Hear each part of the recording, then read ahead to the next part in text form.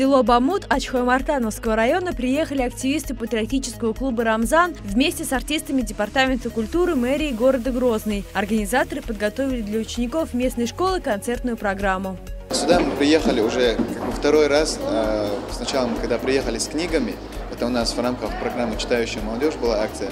Вот ребята попросили, чтобы мы сюда с артистами приехали, с концертом. И вот как раз в канун Нового года мы решили сделать такой небольшой подарок от нас. Помимо концертной программы, с ребятами провели развлекательные игры. Больше всего ребятам понравилась игра «Кто самый смелый?». Двое участников тарелкой с мукой искали спрятанную жвачку.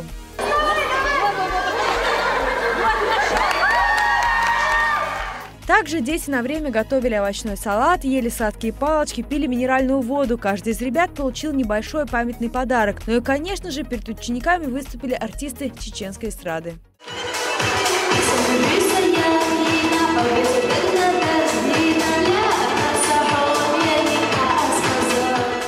В селении Бамут всего одна школа, учится в ней 60 школьников. Один из них – Иман Эльгакаев. Он является единственным учеником 9 класса. Мне понравился этот конкурс, и хотелось бы, чтобы вы еще приезжали к нам.